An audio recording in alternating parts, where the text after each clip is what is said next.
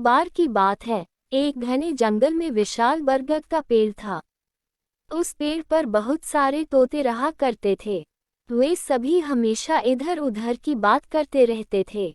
उन्हीं में एक मिट्ठू नाम का तोता भी था। वह बहुत कम बोलता था और शांत रहना पसंद करता था। सब उसकी इस आदत का मजाक उड़ाया करते थे, लेकिन वह कभी भी किसी की बात का बुरा नहीं मानता था। एक दिन दो तोते आपस में बात कर रहे थे। पहला तोता बोला, मुझे एक बार बहुत अच्छा आम मिला था। मैंने पूरे दिन उसे बड़े चाव से खाया।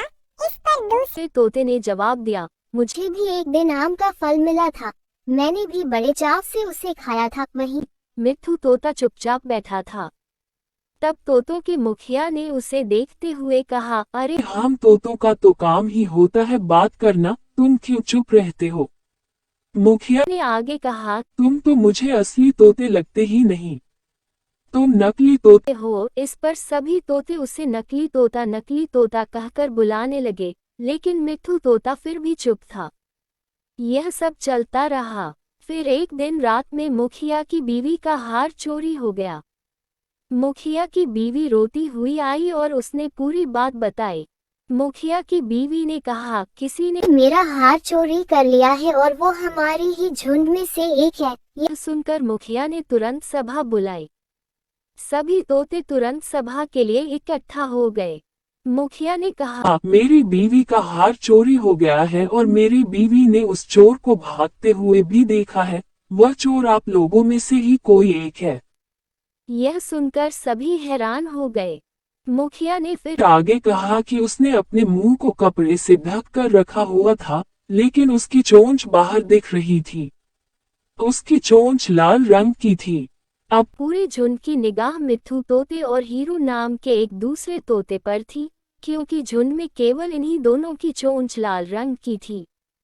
यह सुनकर सभी मुखिया से चोर का पता लगाने के लिए बोलने लगे, लेकिन मुखिया ने सोचा कि ये दोनों मेरे अपने हैं। मैं कैसे इनसे पूछ सकता हूँ कि तुम चोर हो क्या? इसलिए मुखिया ने एक कौवे से इसका पता लगाने के लिए मदद ली। असली चोर का पता लगाने के लिए कौवे को बुलाया गया। कौवे ने लाल चोंच वाले हीरू और मिट्ठू तोते को सामने बुलाया। कौवे ने दोनों तोतों से पूछा कि तुम दोनों चोरी के समय कहाँ थे? इस पर हीरू तोता जोर जोर से बोलने लगा, मैं उस दिन बहुत थक गया था, इसलिए खाना खाकर मैं उस रात जल्दी सोने के लिए चला गया था। वहीं मिट्ठू तोते ने बहुत धीमी आवाज में जवाब दिया। उसने कहा, मैं उस रात सो रहा था। इस बात को सुनकर कौवे ने फिर पूछा, तुम दोनों अपनी बात साबित करने के लिए क्या कर सकते हो? इस पर हीरू तोता फिर बड़ी तेज आवाज में बोला, मैं उस रात सो रहा था। मेरे बारे में सब जानते हैं। ये चोरी मिट्ठू ने ही की होगी, इसलिए वह इतना शांत होकर खड़ा है। मिट्ठू तोता चुपचाप खड़ा हुआ था। सभा में मौजूद सभी तोते चुपचाप यह सब देख रहे थे। मिट्ठू तोता फिर धीमी आवाज में बोला, मैंने यह चोरी नहीं की है। इस बात को सुनकर कौवा मुस्कुराकर बोला कि चोर का पता लग गया है। मुखिया के साथ साथ सब लोग हैरानी से कौवे की ओर देखने लगे। कौवे ने बताया कि चोरी हीरू तोते ने की है। इस पर मुखिया ने पूछा, आप यह कैसे कह सकते हैं?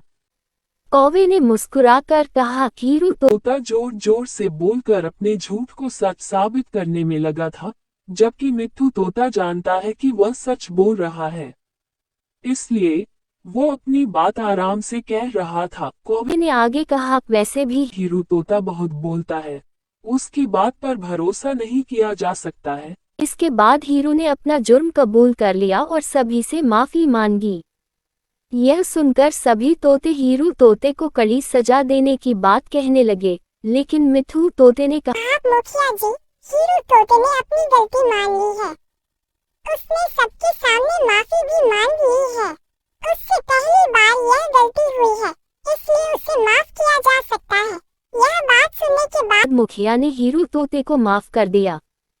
कहानी से सीख, कभी कभी ज्यादा बोलकर हम अपनी अहमियत खो देते हैं, इसलिए जरूरत के समय ही बोलना चाहिए।